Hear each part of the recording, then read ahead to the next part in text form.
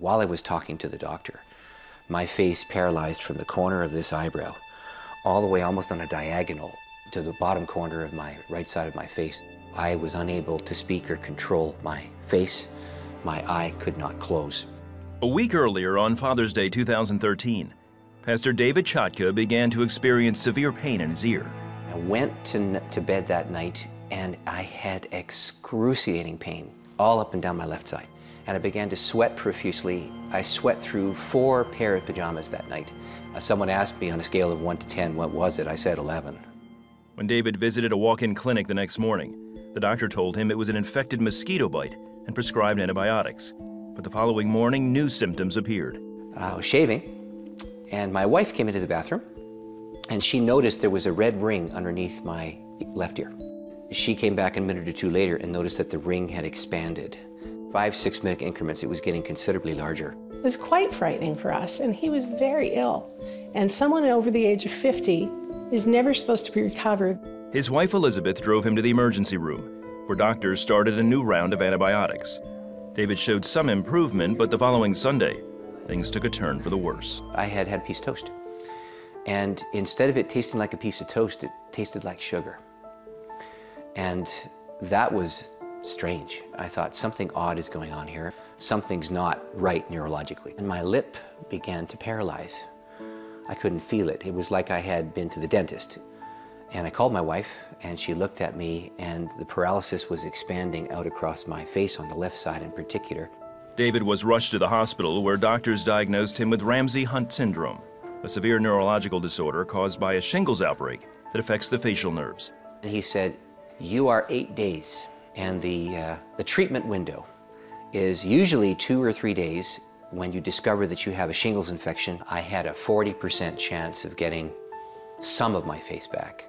His wife and his church began to pray. Our congregation is about 1,200 people. Many, many, many people of that group were praying, plus our friends from other congregations we've served. David was admitted to the hospital for a round of steroid treatments, though doctors had little hope they would help. While there, he opened up a Bible. I was reading John 5, and the question of Jesus in John 5 to the man 38 years sick, he says this magnificent statement, "You have been made well." And I knew I was talking to the Lord and not just reading a passage. David left the hospital 10 days later with no change in his condition. His doctor recommended he find another vocation. He said, "You're probably not going to speak again." And I thought, oh, what a terrible thing. I was sleeping 16 hours a day, unable to get energy.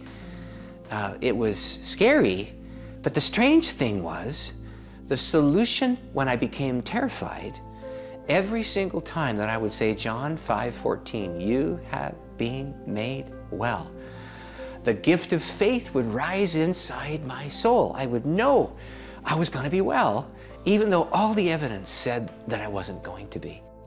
His church granted him a leave of absence, and friends and family continued to pray.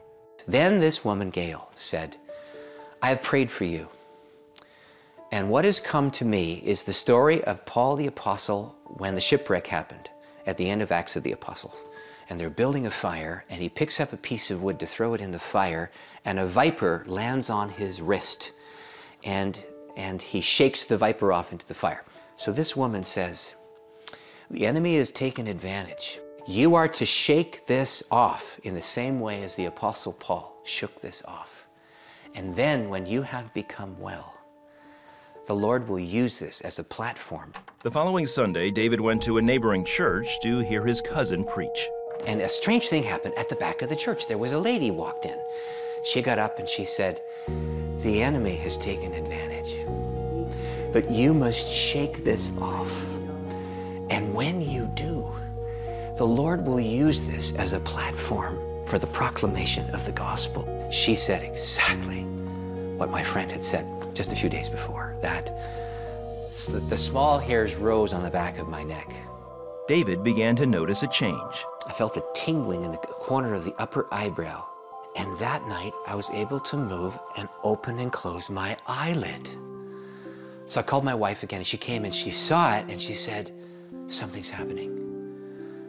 The Lord is beginning the healing." And over the course of that week, all of it came back When David returned to his doctor, he walked in the door, smiled, and winked. The doctor's reaction was, "That's medically impossible." And I said, "I know it's medically impossible." He said, "But you have Ramsey Hunt. You can't do that." And I was going to talk to you about pain management and tinnitus in your ear and going deaf. He said, this doesn't happen like this. I said, "Well, I believe that the Lord has made me well." Since then, David has shown no signs of illness and is back to ministering full-time. Jesus is the healer, and it is very clear in the gospel that he came to heal, he came to love, he came to save, he came to deliver.